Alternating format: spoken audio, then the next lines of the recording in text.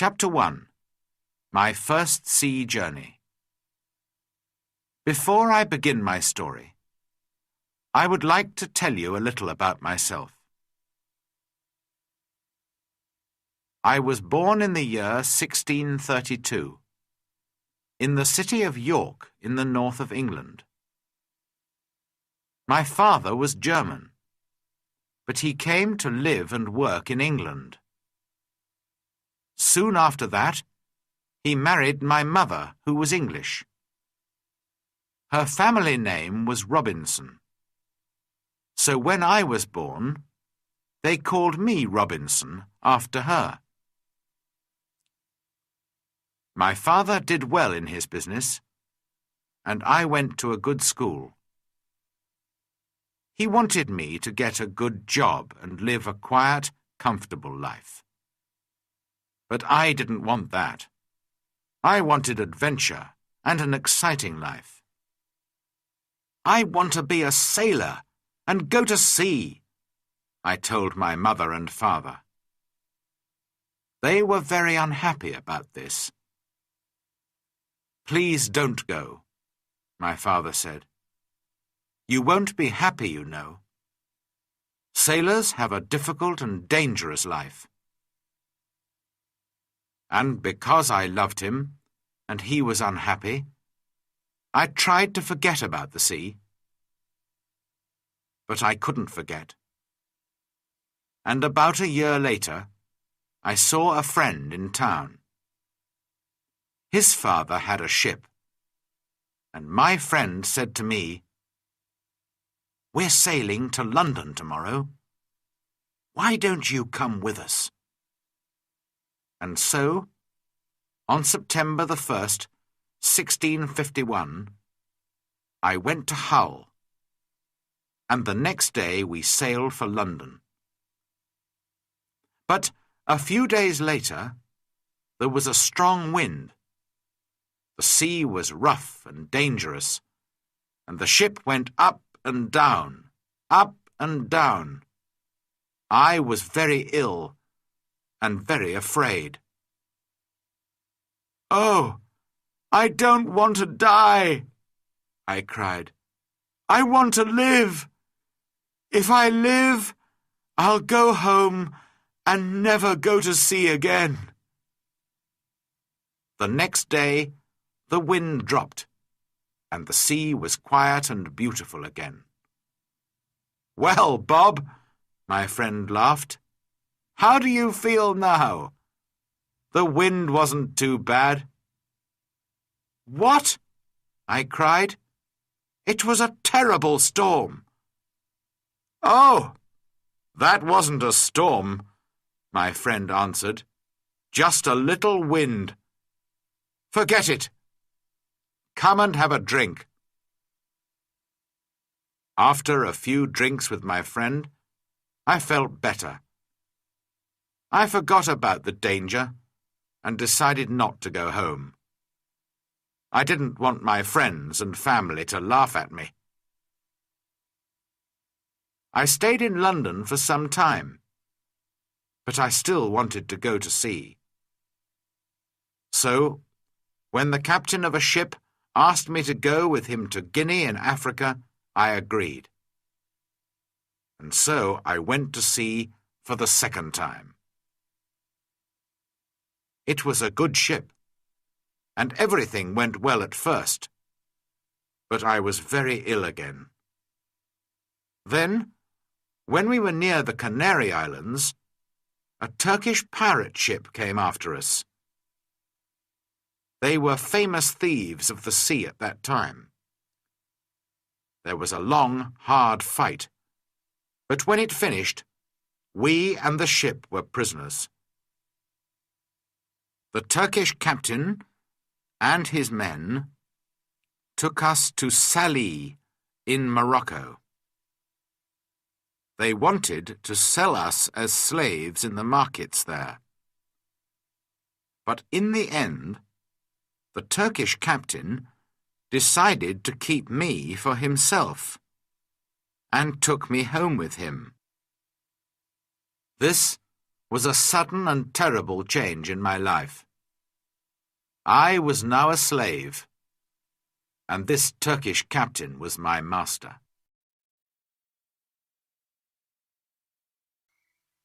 Chapter 2. Down the Coast of Africa. For 2 long years, I lived the life of a slave. I worked in the house and the garden, and every day I planned to escape, but it was never possible. I thought about it day and night. My master liked to go fishing in a little boat, and he always took me with him. A man called Merle and a young boy also went with us. One day my master said to us, "Some of my friends want to go fishing tomorrow. Get the boat ready." So we put a lot of food and drink on the boat, and the next morning we waited for my master and his friends. But when my master arrived, he was alone. "My friends don't want to go fishing today," he said to me. "But you go with Merle and the boy, and catch some fish for our supper tonight." "Yes, master," I answered quietly. But inside I was excited. "Perhaps now I can escape," I said to myself.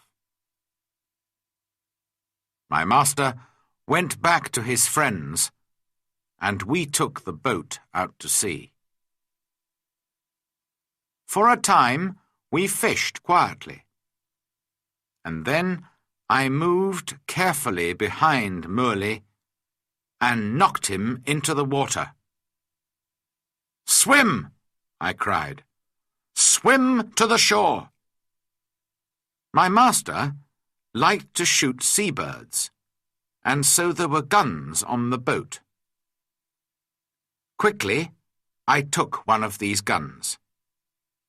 Merle was swimming after the boat, and I shouted to him, "Go back to the shore! You can swim there. It's not too far. I won't hurt you, but if you come near the boat, I'll shoot you through the head." So Merle turned and swam back to the shore as quickly as he could. Then I said to the boy, "Zuri, if you help me, I'll be a good friend to you. If you don't help me, I'll push you into the sea too." But Zuri was happy to help me. "I'll go all over the world with you," he cried.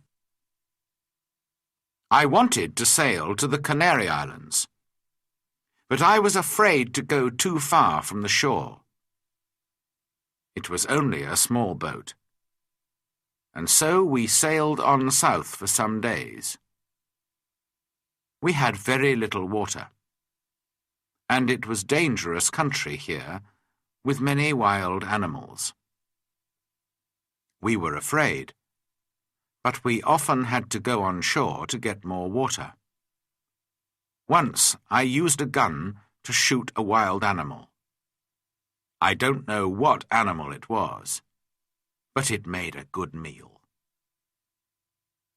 For about 10 or 12 days, we sailed on south, down the coast of Africa. Then, one day, we saw some people on the shore. Strange, wild people, who did not look friendly. By now, we had very little food, and we really needed help. We were afraid, but we had to go on shore. At first, they were afraid of us too. Perhaps white people never visited this coast. We did not speak their language, of course, so we used our hands and faces to show that we were hungry. They came with food for us, but then they moved away quickly. We carried the food to our boat, and they watched us. I tried to thank them, but I had nothing to give them. Just then, 2 big wild cats came down to the shore from the mountains. I think they were leopards. The people were afraid of these wild cats, and the women cried out. Quickly, I took a gun and shot one of the animals. The second wild cat ran back up into the mountains. Guns were new to these African people, and they were afraid of the loud noise and the smoke. But they were happy about the dead wild cat. I gave them the meat of the dead animal, and they gave us more food and water. We now had a lot of food and water, and we sailed on. 11 days later, we came near the Cape Verde Islands. We could see them, but we couldn't get near because there was no wind. We waited. Suddenly, Zuri called to me, "Look, a ship!" He was right. We called and shouted and sailed our little boat as fast as we could. But the ship did not see us. Then I remembered the guns, which made a lot of smoke. A few minutes later, the ship saw us and turned. When we were on the ship, the Portuguese captain listened to my story. He was going to Brazil and agreed to help me, but he wanted nothing for his help. "No," he said when I tried to pay him. "Perhaps one day someone will help me when I need it." But he gave me money for my boat and for Zuri too. At first, I did not want to sell Zuri as a slave, after all our dangerous adventures together. But Zuri was happy to go to the captain. And the captain was a good man. "In 10 years' time," he said, "Zuri can go free." When we arrived in Brazil 3 weeks later, I said goodbye to the captain and Zuri, left the ship, and went to begin a new life. Chapter 3. The Storm and the Shipwreck. I stayed in Brazil and worked hard for some years. By then I was rich, but also bored. One day, some friends came to me and said, "We're going to Africa to do business. Why don't you come with us? We'll all be rich after this journey." How stupid I was. I had an easy, comfortable life in Brazil, but of course I agreed. And so, in 1659, I went to sea again. At first, all went well.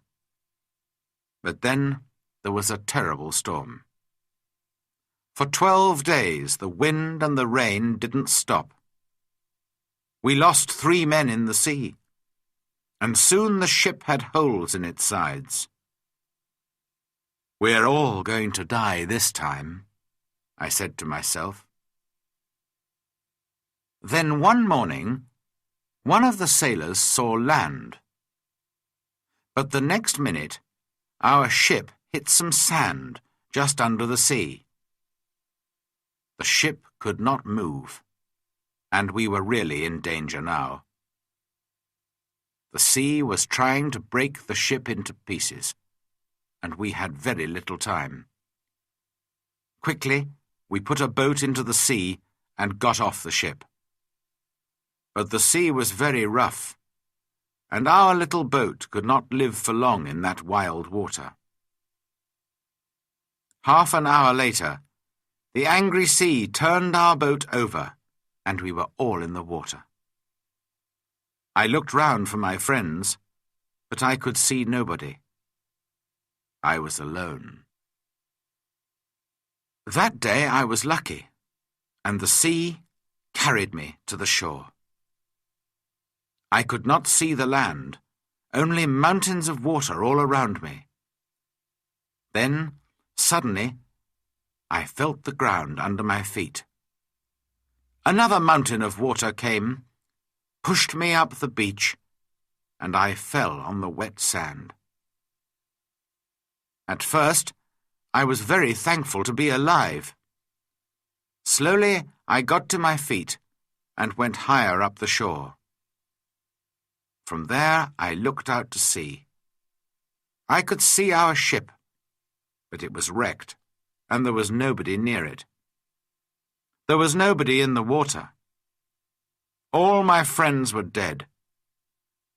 I was alive, but in a strange, wild country, with no food, no water, and no gun. It was dark now, and I was tired. I was afraid to sleep on the shore. Perhaps there were wild animals there. So I went up into a tree, and I stayed there all night.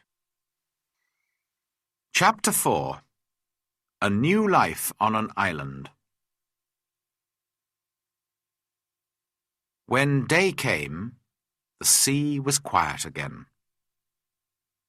I looked for our ship, and to my surprise, it was still there, and still in one piece.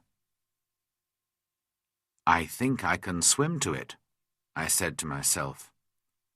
So I walked down to the sea, and before long I was at the ship and was swimming round it. But how could I get onto it? In the end, I got in through a hole in the side, but it wasn't easy. There was a lot of water in the ship, but the sand under the sea was still holding the ship in one place. The back of the ship was high out of the water, and I was very thankful for this because all the ship's food was there. I was very hungry, so I began to eat something at once. Then I decided to take some of it back to the shore with me. But how could I get it there? I looked around the ship, and after a few minutes, I found some long pieces of wood. I tied them together with rope. Then I got the things that I wanted from the ship. There was a big box of food, rice and salted meat and hard ship's bread. I also took many strong knives and other tools, the ship's sails and ropes, paper, pens, books, and 7 guns. Now I needed a little sail from the ship, and then I was ready. Slowly and carefully, I went back to the shore. It was difficult to stop my things from falling into the sea, but in the end, I got everything onto the shore. Now I needed somewhere to keep my things. There were some hills around me, so I decided to build myself a little house on one of them. I walked to the top of the highest hill and looked down. I was very unhappy, because I saw then that I was on an island. There were 2 smaller islands a few miles away, and after that, only the sea. Just the sea, for mile after mile after mile. After a time, I found a little cave in the side of a hill. In front of it, there was a good place to make a home. So I used the ship's sails, rope, and pieces of wood. And after a lot of hard work, I had a very fine tent. The cave, at the back of my tent, was a good place to keep my food, and so I called it my kitchen. That night, I went to sleep in my new home. The next day, I thought about the possible dangers on the island. Were there wild animals? And perhaps wild people, too, on my island? I didn't know, but I was very afraid. So I decided to build a very strong fence. I cut down young trees and put them in the ground, in a half circle around the front of my tent. I used many of the ship's ropes too, and in the end my fence was as strong as a stone wall. Nobody could get over it, through it, or round it. Making tents and building fences is hard work. I needed many tools to help me. So I decided to go back to the ship again and get some more things. I went back 12 times, but soon after my 12th visit, there was another terrible storm. The next morning, when I looked out to sea, there was no ship. When I saw that, I was very unhappy. Why am I alive? And why are all my friends dead? I asked myself. What will happen to me now, alone on this island without friends? How can I ever escape from it? Then I told myself that I was lucky. Lucky to be alive. Lucky to have food and tools. Lucky to be young and strong. But I knew that my island was somewhere off the coast of South America. Ships did not often come down this coast, and I said to myself, I'm going to be on this island for a long time. So, on a long piece of wood, I cut these words. I came here on the 30th of September, 1659. After that, I decided to make a cut for each day. Chapter 5. Learning to live alone. I still needed a lot of things. Well, I said, I'm going to have to make them. So every day I worked. First of all, I wanted to make my cave bigger. I carried out stone from the cave, and after many days' hard work, I had a large cave in the side of the hill.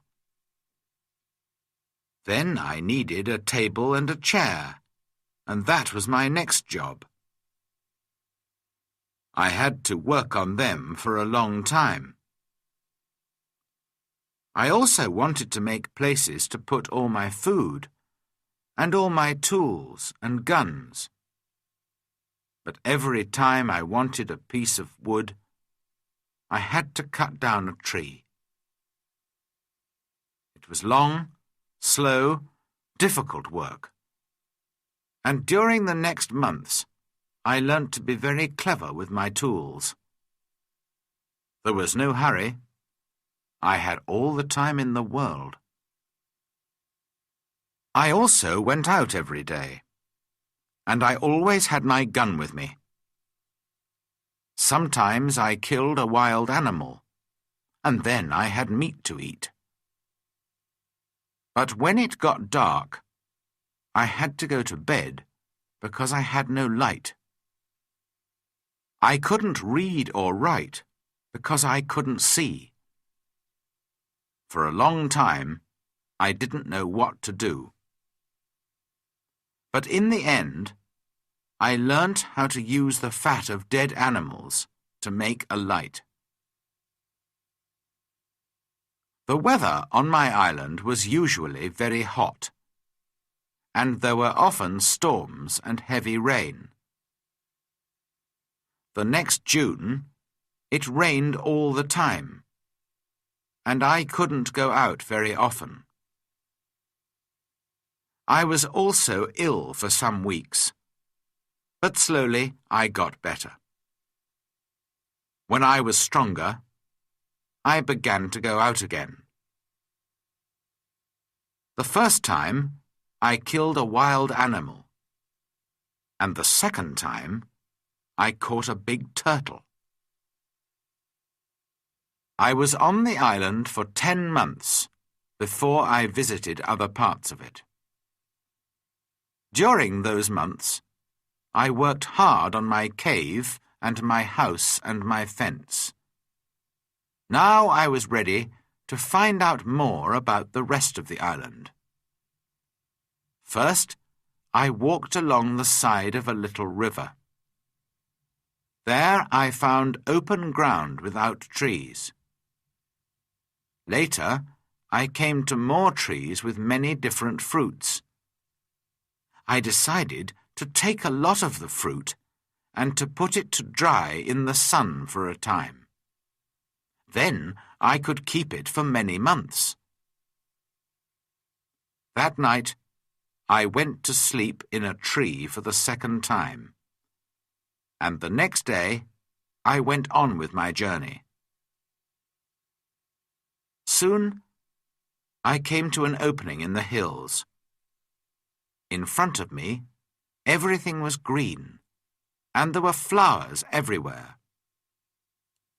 There were also a lot of different birds and animals. I saw that my house was on the worst side of the island, but I didn't want to move from there. It was my home now. I stayed away for 3 days, and then I came home. But I often went back to the other, greener side of the island. And so my life went on. Every month I learnt to do or to make something new. But I had troubles and accidents too. Once there was a terrible storm with very heavy rain. The roof of my cave fell in and nearly killed me. I had to build it up again with many pieces of wood.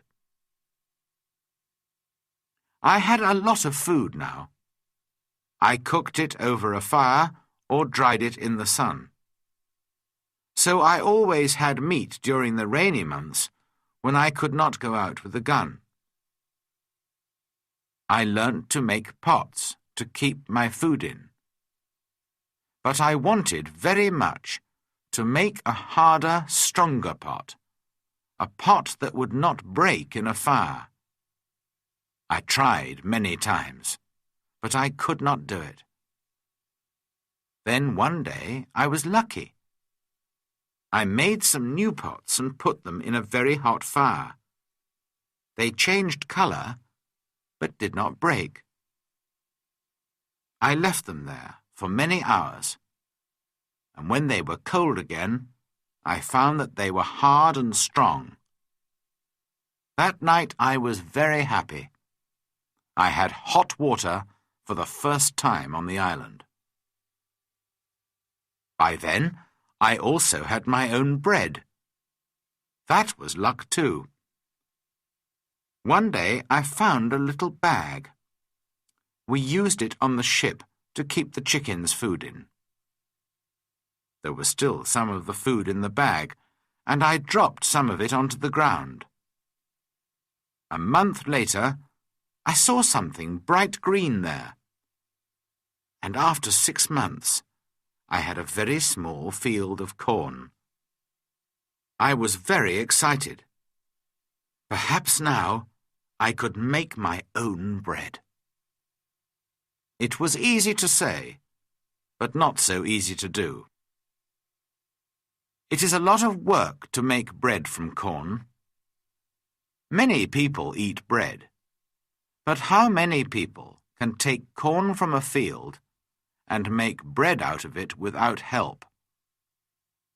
I had to learn, and to make many new things, and it was a year before I cooked and ate my first bread. During all this time, I never stopped thinking about escape. When I travelled across to the other side of the island, I could see the other islands, and I said to myself, perhaps I can get there with a boat. Perhaps I can get back to England one day. So I decided to make myself a boat. I cut down a big tree, and then began to make a long hole in it. It was hard work. But about 6 months later, I had a very fine canoe. Next, I had to get it down to the sea. How stupid I was! Why didn't I think before I began work? Of course, the canoe was too heavy. I couldn't move it. I pulled and pushed and tried everything, but it didn't move. I was very unhappy for a long time after that. That happened in my 4th year on the island. In my 6th year, I did make myself a smaller canoe, but I did not try to escape in it. The boat was too small for a long journey, and I did not want to die at sea. The island was my home now, not my prison, and I was just happy to be alive. A year or 2 later, I made myself a second canoe on the other side of the island. I also built myself a second house there, and so I had 2 homes.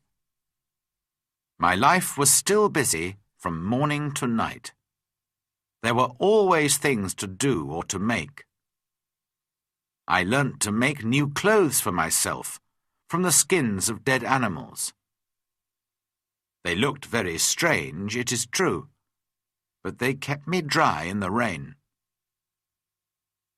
I kept food and tools at both my houses, and also wild goats. There were many goats on the island, and I made fields with high fences to keep them in. They learnt to take food from me, and soon I had goat's milk to drink every day. I also worked hard in my cornfields, and so many years went by. Chapter 6. A Footprint. Then, one year, something strange and terrible happened. I often walked along the shore, and one day I saw something in the sand. I went over to look at it more carefully, and stopped in sudden surprise. It was a footprint. The footprint of a man. Who could this be? Afraid, I looked around me. I listened. I waited. Nothing. I was more and more afraid.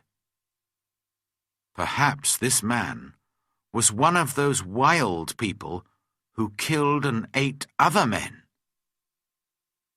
I looked everywhere. but there was nobody, and no other footprint. I turned and hurried home. "There's someone on my island," I said to myself.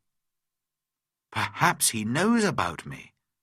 Perhaps he's watching me now, from behind a tree. Perhaps he wants to kill me." That night, I couldn't sleep. The next day, I got all my guns ready, and I put more wood and young trees around my house. Nobody could see me now. But after 15 years alone on the island, I was afraid, and I did not leave my cave for 3 days. In the end, I had to go out to milk my goats. But for 2 years I was afraid. I stayed near my home, and I never used my guns because I didn't want to make a noise. I could not forget the footprint, but I saw and heard nothing more. And slowly I began to feel happier. One day, a year later, I was over on the west side of the island. From there I could see the other islands, and I could also see a boat far out to sea. If you have a boat, I thought, it's easy to sail across to this island. Perhaps that explains the footprint. It was a visitor from one of the other islands. I began to move more freely around the island again, and built myself a third house. It was a very secret place in a cave.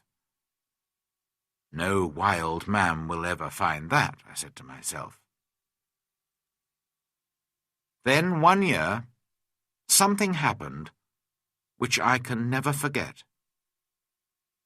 I was again on the west side of the island and was walking along the shore. Suddenly, I saw something which made me feel ill. There were heads, arms, feet, and other pieces of men's bodies everywhere. For a minute, I couldn't think, and then I understood. Sometimes there were fights between the wild men on the other islands. Then they came here to my island with their prisoners to kill them, cook them, and eat them. Slowly, I went home, but I was very angry. How could men do this? For many months, I watched carefully for the smoke from fires, but I didn't see anything. Somehow, the wild men came and went, and I never saw them. I was angry and afraid. I wanted to shoot them all. But there were many of them, and only one of me. Perhaps I can shoot 2 or 3, I said to myself. But then they will kill and eat me. Then, one morning in my 23rd year on the island, I was out in my fields, and I saw the smoke from a fire. Quickly, I went up the hill to watch. There were 9 men around the fire, and they were cooking their terrible food. Then these wild men danced round the fire, singing and shouting. This went on for about 2 hours, and then they got into their boats and sailed away. I went down to the shore and saw the blood of the dead men on the sand. The next time they come, I'm going to kill them, I said angrily. Chapter 7. Man Friday. For 2 years, I never went anywhere without my gun. I felt lonely and afraid, and had many sleepless nights. One night, there was a very bad storm, and I thought I heard the sound of guns out at sea. The next morning, I looked out and saw a ship. It was lying on its side not far from the shore. Quickly, I put my little boat in the water and sailed out to it. There were 2 dead men on the ship, but no one alive. The bodies of the other sailors were lost in the sea. I took some clothes and tools, and also a box of Spanish gold and silver money. I was a rich man now, but what use was money to me? I could not buy anything with it. I wanted people, a friend, somebody to talk to, somebody who could help me escape from my island. One morning, I woke up and made a plan. I'll try to catch one of the prisoners of the wild men, I said to myself. He'll be happy to be alive, and perhaps he'll help me to escape. I watched day and night, but for a year and a half there were no boats. Then one day 5 boats came. There were about 30 men, and they had 2 prisoners. They made their fire on the sand and danced round it. Then they killed one of the prisoners and began to cook their terrible meal. The second prisoner waited under the trees, with 2 men to watch him. Suddenly, the prisoner turned and ran. The 2 men ran after him, but the other wild men were busy round the fire and did not see what was happening. The prisoner ran like a wild goat, and soon I saw that he was coming near the bottom of my hill. As fast as I could, I ran down the hill and jumped out of the trees between the prisoner and the 2 wild men. I hit the first man with the wooden end of my gun, and he fell down, but I had to shoot the second man. The poor prisoner did not move. He was afraid of the noise of my gun. I called to him and tried to show him that I was friendly. Slowly, he moved nearer to me. But just then, the first wild man began to get up from the ground. Then the prisoner spoke, and I understood that he wanted my sword. How happy I was to hear words again. I gave him my sword, and at once he cut off the head of his enemy. Hurriedly, we hid the dead bodies under some leaves, and then left quickly. I took my prisoner to my secret cave on the other side of the island, and gave him food and drink. After that, he went to sleep. He was a fine young man, about 25 years old, tall and well-built, with a kind face and a nice smile. He had a brown skin, black hair, bright eyes, and strong white teeth. I decided to give him the name of Man Friday, because I first saw him on a Friday. When he woke up in the morning, he ran out to me. I was milking my goats in the field, and he got down on the ground and put his head near my foot. I understood that he was thanking me, and I tried to show him that I was his friend. I began to teach him to speak English, and soon he could say his name, Master, and yes and no. How good it was to hear a man's voice again. Later that day, we went back to my first house. We went carefully along the beach, but there were no boats and no wild men. Just blood and bones all over the sand. I felt ill, but Friday wanted to eat the pieces of men's bodies which were still on the ground. I showed him that this was terrible for me, and he understood. When we got to my house, I gave Man Friday some trousers, and I made him a coat and a hat. He liked his new clothes very much. Then I made him a little tent to sleep in. But for a few weeks, I always took my gun to bed with me. Perhaps Friday was still a wild man, and would try to kill me in the night. At first, Friday was very afraid of my gun. Sometimes he talked to it and asked it not to kill him. Friday was a quick learner, and his English got better day by day. He helped me with the goats and with the work in the cornfields, and soon we were good friends.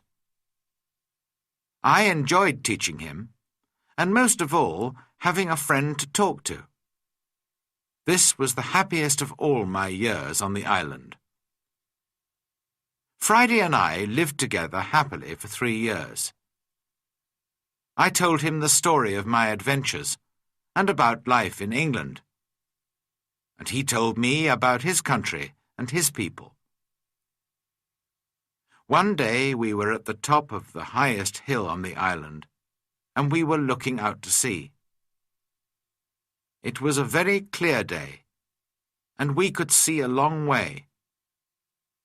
Suddenly, Friday began to jump up and down, very excited. "What's the matter?" I said. "Look, Master, look!" Friday cried. "I can see my country. Look over there." I looked, and there to the northwest, between the sea and the sky, was a long, thin piece of land. I learnt later that it was the island of Trinidad, and that my island was in the mouth of the river Orinoco on the north coast of South America. I began to think again about escape. Perhaps Friday wanted to go home too. Perhaps together we could get to his country. But what then? Would Friday still be my friend, or would his people kill me and eat me? I took Friday to the other side of the island and showed him my big canoe. It still lay under the trees. It was very old now, and there were holes in the wood. "Could a boat like this sail to your country, Friday?" I asked him. "Oh, yes," he answered. "A boat like this can carry a lot of food and drink." "Then we'll make another canoe like it, and you can go home in it," I said. But Friday looked very unhappy. "Why are you angry with me?" he asked. "What have I done? Why do you want to send me home?" "But I thought you wanted to go home," I said. "Yes, but you must come with me. Kill me if you want, but don't send me away from you." Then I saw that Friday was a true friend, and so I agreed to go with him. We began work on the canoe at once. Friday chose the tree himself. He understood wood better than I did, and we cut it down. We worked hard, and in a month the boat was finished. 2 weeks later, it was in the sea, and we began to get ready for our long journey. Chapter 8. Escape from the Island. I was now in my 27th year on the island, and I did not want to be there for another year. We worked hard to get the corn in and to make a lot of bread. We had dried fruit and salted meat and big pots to keep water in. One evening, Friday went out to look for a turtle for meat and eggs. But in less than an hour he was back, and he looked very afraid. "Master! Master!" he cried. "There's a great ship near the island, and men are coming to the shore in a boat." I jumped up and ran with him down to the shore. To my great surprise, I saw that it was an English ship. But why was it here? English ships never came this way. Perhaps they were pirates. "Don't let them see you, Friday," I called. "We'll hide in the trees and watch." There were 11 men in the boat, but 3 of them were prisoners. Their arms were tied with rope, but their legs were free and they could walk. The other sailors pushed the 3 prisoners up the beach, laughing and shouting and hitting them. Then some of them sat down on the sand and began to drink. Others walked away to look at the island, and 2 men stayed to watch the boat. The 3 prisoners walked slowly along the beach and sat down under a tree not far from us. They looked very unhappy. Very quietly, I came up behind them through the trees and called out to them in English. "Don't be afraid," I said. "I'm an Englishman. Perhaps I can help you." The 3 men turned and looked at me. They did not answer at once. They were too surprised. Perhaps they thought I was a wild man myself, in my strange homemade clothes of animal skins, and with my long hair and beard. Then the oldest man spoke. "I am the captain of that ship," he said, "and these 2 men are my first and second officers. Last night there was a mutiny, and the seamen took the ship from me. Now they're going to leave the 3 of us here to die on this island." "Do these mutineers have guns?" "Only 2, he answered, "and they've left those on the boat." "All right," I said. "We'll fight them. But if we get your ship back for you, you must take me back to England." The captain agreed immediately, and thanked me very warmly for my help. Friday ran back to my house to get all the guns, and the captain and I made a plan. The first part was easy, because the seamen were not ready for a fight.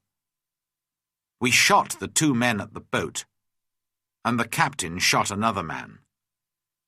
This man, Tom Smith, was the worst of them all, and he began the mutiny on the ship.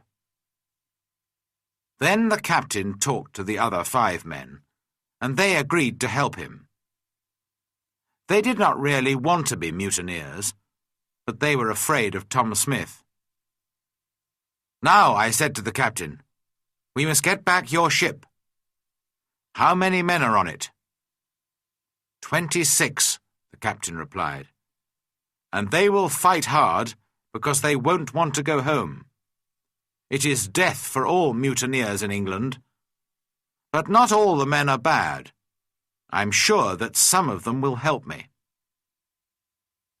Just then we saw another boat which was coming from the ship to the shore. There were 10 men in it, and they all had guns. We ran into the trees and waited. It was a long, hard fight, but by now it was dark, and this helped us very much. We ran here and there in the trees, calling and shouting. The seamen could not see us, and did not know how many men they were fighting. In the end, the first officer shouted to them, "Put down your guns and stop fighting. The captain has 50 island people to help him. We can kill you all." So the seamen stopped fighting, and we took their guns. 3 of the men agreed to come back to the captain, and we put the others in my cave. Friday and I stayed to watch the prisoners, while the captain and his men went back to fight for the ship. All night we listened to the sound of guns and shouting. But in the morning, when the sun came up, the captain was master of his ship again. I went down to the shore to meet him. "My dear friend," he cried, "there's your ship. I'll take you to the ends of the world in it." I put my arms round him, and we laughed and cried together. How happy I was to leave the island. My good friend Friday came with me, of course, but we left the mutineers on the island. We decided not to kill them. They could begin a new life on the island. I showed them my 3 houses, my cornfields, and my goats, and all my tools. Their life would be easy, because of all my hard work for so many years. And so, on the 19th of December, 1686, after 27 years, 2 months, and 19 days, I said goodbye to my island and sailed home to England. Chapter 9. Home in England. When I came back to England, I felt like a stranger in the country. Many things were different, and not many people remembered me. I went home to York, but my father and mother were dead, and also my 2 brothers. I did find the 2 sons of one of my brothers. They were happy to learn that I was alive, and I was pleased to find some family. After some months, I decided to go down to Lisbon in Portugal. I had friends there who could help me to sell my land in Brazil, and I needed the money. Friday came with me. He was always a good and true friend to me. In Lisbon, I found the Portuguese captain, who took me in his ship to Brazil all those years ago. It was good to see him again, and he helped me with my business. Soon, I was ready to go home again, by land. No more adventures and dangers by sea for me. It was a long, hard journey. We had to cross the mountains between Spain and France in winter, and the snow was deep. Poor Friday was very afraid of the snow. In his country it was always hot, and he did not like cold weather.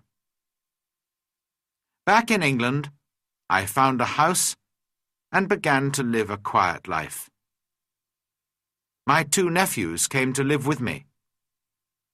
The younger one wanted to be a sailor, and so I found him a place on a ship. After a while I married and had 3 children, 2 sons and a daughter. Then my wife died, and my nephew, who was now the captain of a ship, came home to see me. He knew that I did not really like a quiet life. "I have a fine ship, Uncle," he said, I'm going out to the East Indies, India, Malaya, the Philippines. Why don't you come with me?" And so, in 1694, I went to sea again, and had many more adventures. Perhaps, one day, I'll write another book about them.